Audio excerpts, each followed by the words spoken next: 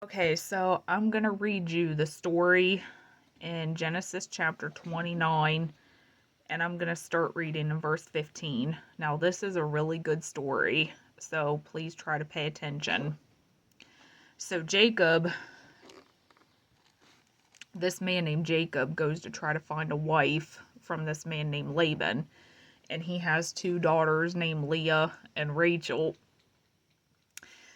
The story is a little bit funny in some areas, but just listen. And Laban said unto Jacob, Because thou art my brother, shouldest thou therefore serve me for naught? Tell me, what shall thy wages be? Laban had two daughters. The name of the elder was Leah, and the name of the younger was Rachel.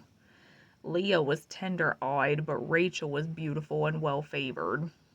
And Jacob loved Rachel, said, I will serve thee 7 years for Rachel thy younger daughter. And Laban said, It is better that I give her to thee than that I should give her to another man. Abide with me.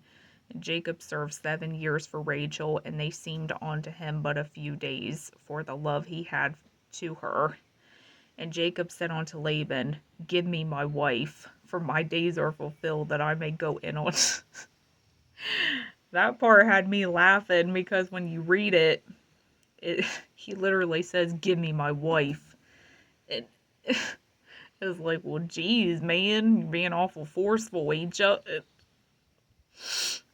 And Laban gathered together all the men of the place and made a feast. And it came to pass in the evening that he took Leah his daughter and brought her to him. And he went in unto her. And Laban gave unto his daughter Leah Zilpah, he said, his maid for an handmaid.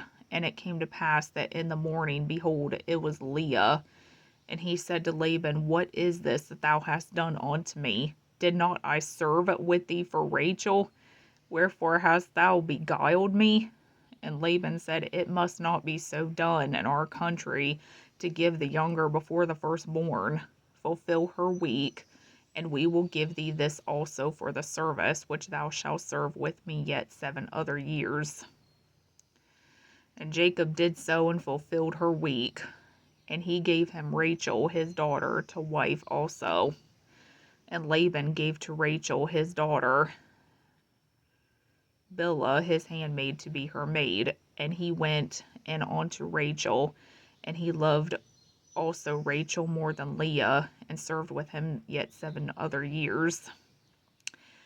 And when the Lord saw that Leah was hated, he opened her womb, but Rachel was barren.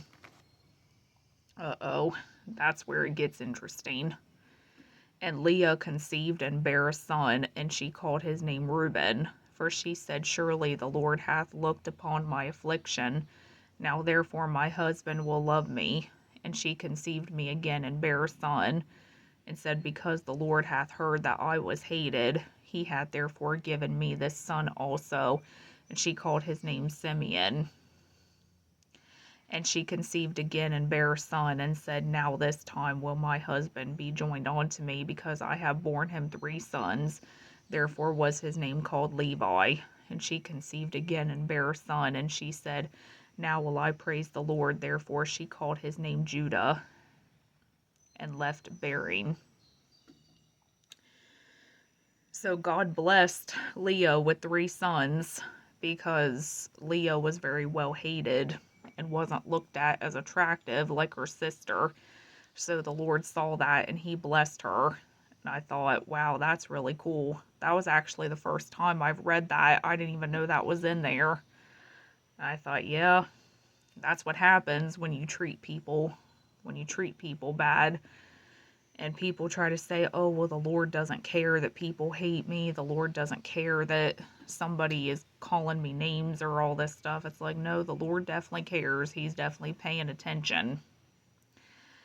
But if you go to chapter 30, it says, And when Rachel saw that she bare Jacob no children, Rachel envied her sister. Okay, I'm going to go ahead and stop there. But yes, I thought that was a pretty good story.